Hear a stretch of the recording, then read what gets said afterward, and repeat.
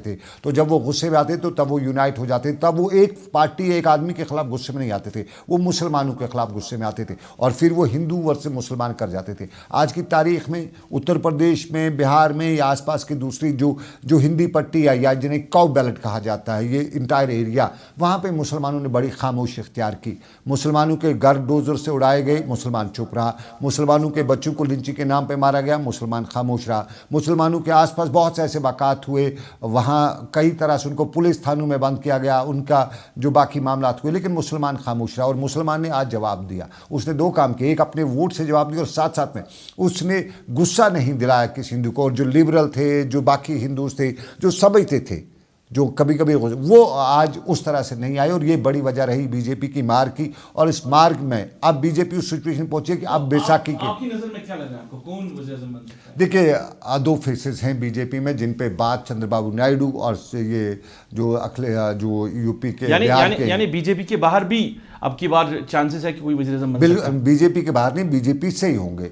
लेकिन चंद्रबाबू नायडू लेकिन वो बीजेपी से नहीं होंगे, वो एनडीए में है, पर वो एनडीए में है। लेकिन जो कैंडिडेट चंद्रबाबू नायडू के अंदर के हवाले से खबरें आ रही कि वो मोदी के खिलाफ है, वो अमित शाह के खिलाफ है। वो कहता है कि अमित शाह और मोदी को, खबरें जो आ रही है अभी इसमें नहीं, वो कहता है कि अमित शाह और मोदी को साइड लाइन कर दीजिए, किसी नए को फेस लाइए सामने, तो तब मैं अब कौन आएगा वक्त फैसला करेगा। सनम, जम्मू कश्मीर की बात करती हैं, जम्मू कश्मीर में भी इंतखाबात हुए लोकसभा के।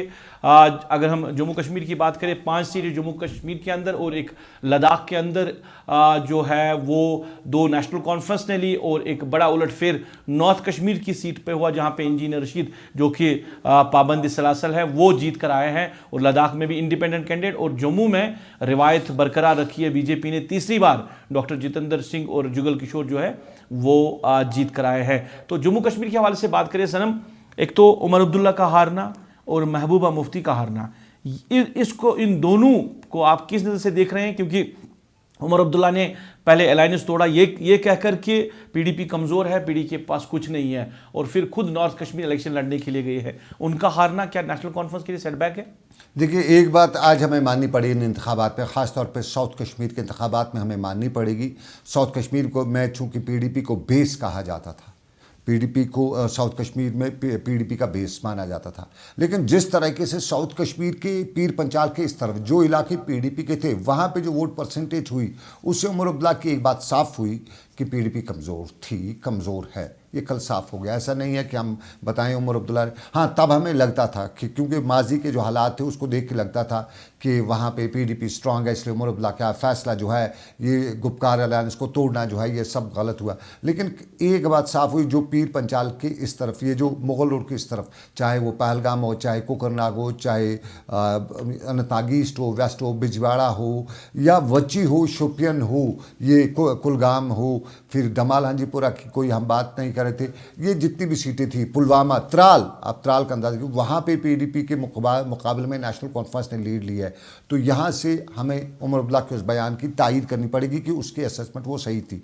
लेकिन उसके बाद क्योंकि महबूबा मुफ्ती साउथ कश्मीर से लिख रही थी, टनल उस पार का हमारा जो अंदाज़ा था कि गुजर वर्सेस पहाड़ी है, और उसमें कहीं ना कहीं गुजर पहाड़ी जो देखने को मिलता था पहले 2-3 दिनों में, हमें लास्ट के 2 दिनों तक, जो इंतखाबात से 3 दिन पहले तक हमें मिलता, जब तक अमित शाह जम्मू कश्मीर नहीं आए थे तब तक हमें मिल रहा था कि कोई बड़ी बात है, महबूबा मुफ्ती कोई बड़ा ब्रेक थ्रू कर सकती है। लेकिन अमित शाह के आने के बाद सारी गेम जो है वो पलट गई, और उस गेम के बाद अमित शाह ने जिस तरह जो हमारे पास खबरें हैं कि पहाड़ियों को बताया कि ठीक है हमारी पार्टी का आदमी नहीं है, लेकिन आपको सपोर्ट जो है हमारे आदमी को करना है, तो वो एक बड़ा फैक्टर बना महबूबा मुफ्ती की हार का। टनल उस हिरपुर या शोपियन के उस पार, इस पार का वाक़ा जो है, इस पार के वाक़े में एक बार फिर पीडीपी को सोचना पड़ेगा कि वाकई में जो उमर अब्दुल्ला ने बताया, और ख़ुद महबूबा मुफ्ती की कई गलतियाँ हैं, पीडीपी लीडरशिप की कई गलतियाँ हैं, और कई बार उनकी अक्कासी भी की गई। कई बार महबूबा मुफ्ती को इन इंतखाबात से पहले भी बताया गया कि इन मामला को आप में सुधार की ज़रूरत है,